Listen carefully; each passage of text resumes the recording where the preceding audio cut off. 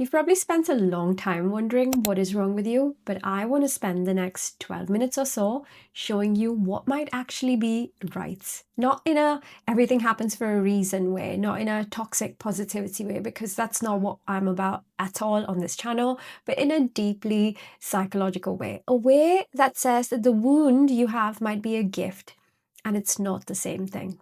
I'm Nia, by the way, and if you're new here on this channel, I talk about psychology, philosophy, existentialism to help you in your self-awareness journey. And if that's something that intrigues you, then this channel actually might be right for you, and subscribing means that you will not miss what comes next. So I stumbled across something written by a journalist called Matthew Paris. It's called Fracture. And in it, he studied the childhood of some of history's most extraordinary people. And what he found was not what you'd actually expect. Matthew Paris identifies what he calls the 5 horsemen of the childhood apocalypse. These are 5 categories of early trauma that appear again and again in the lives of people who went on to then fundamentally shift the world.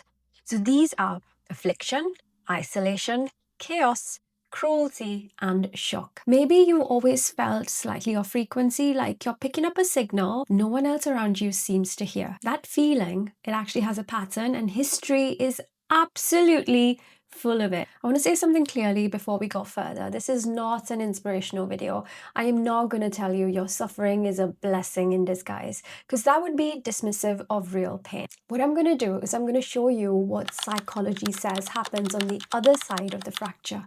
Not because it makes a fracture okay, but because you deserve to know what you might be capable of. So we're going to explore our first case study, which is of Carl Jung and the horseman isolation. Carl Jung was a Swiss psychiatrist. He was the man who gave us the shadow self and the unconscious mind. But I want you to know something about his childhood. Jung grew up in rural Switzerland. His father was a pastor. He was quiet, devout, deeply unhappy. His mother was plagued by what we now recognize as severe psychosis.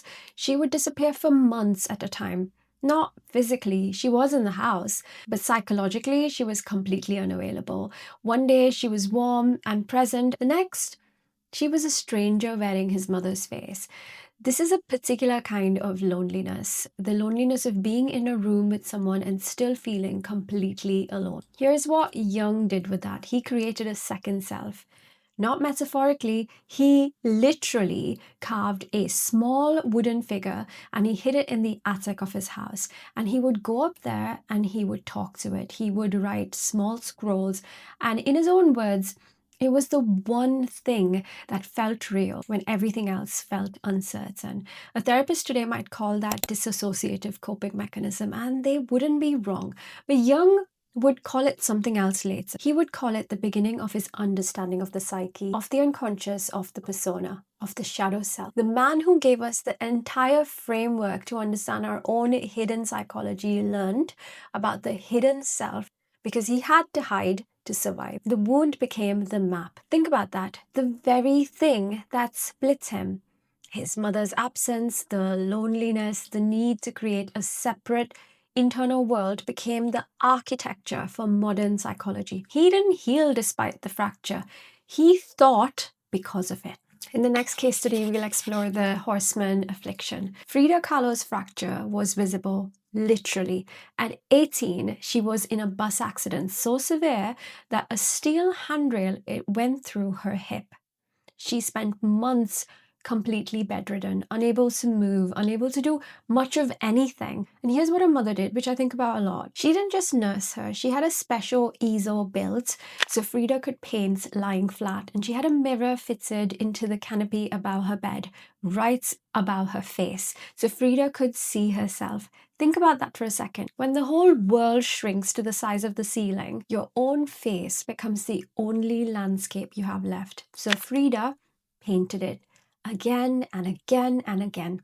55 self-portraits over her lifetime. She said it herself, "I paint myself because I am so often alone and because I am the subjects I know best."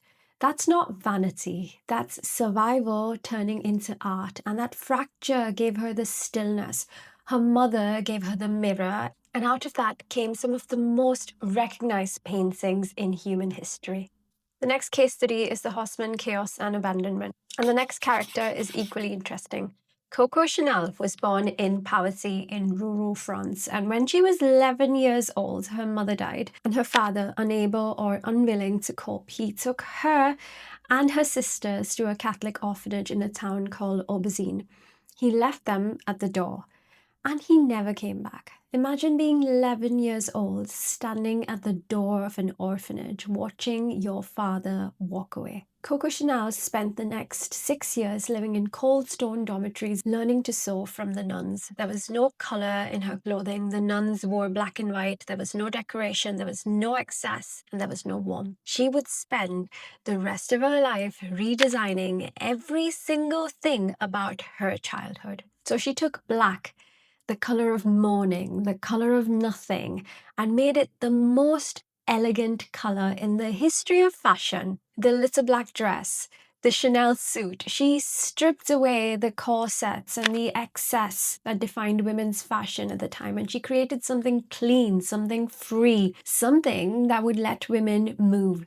She didn't just become successful, she redefined the concept of what a woman would look like.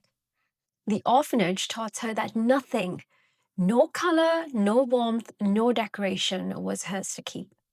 Now, before I get into the psychology of why this pattern exists, if this kind of content is useful to you, subscribing actually helps me make more content like this. That's all I genuinely ask of you. Here's what Matthew Paris noticed across all of the lives and across dozens more in the book. The fracture didn't just cause pain, it caused dislocation. A dislocation from normal path, from the expected narrative, from the life that was supposed to happen. And in that dislocation, in the gap between who they were supposed to become and who they actually were, something unusual had space to grow.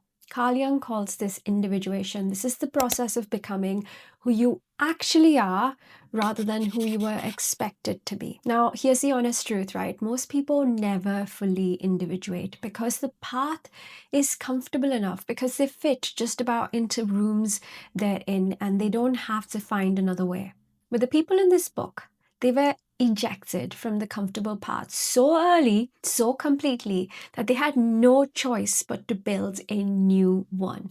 And the path they built, the world had been waiting for it. But here's where this gets personal.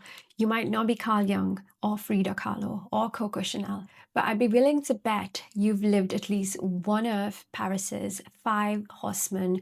Either that's affliction, isolation, chaos, cruelty, or shock. And I'd also be willing to bet that some parts of you are trying to get back to the version of yourself that existed before the fracture, before the thing that broke open your sense of who you truly are.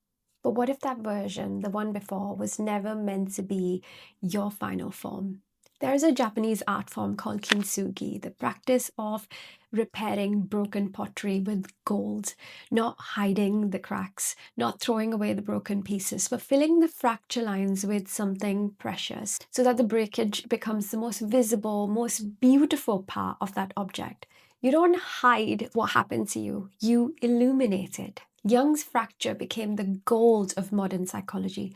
Frida's fracture became the gold of her art, and Coco Chanel's fracture became the gold of an empire built on belonging to yourself. Fractured is the beginning of a pattern. It's the moment before the kintsugi, before the gold fills in. Your wound is not your weakness. Your wound is your frequency, and somewhere out there, someone is waiting to receive it. Which of these 3 figures did you connect with the most? Was it Jung, Frida, or Coco? Because I genuinely think your answer says something important about where you are right now in your own story. And if you haven't watched part 1, which is the psychology of not fitting in, I'm going to link that in the comments and on the screen, so make sure you watch that one as well. Thank you so much for staying tuned and giving me your attention, and I'll see you in the next video.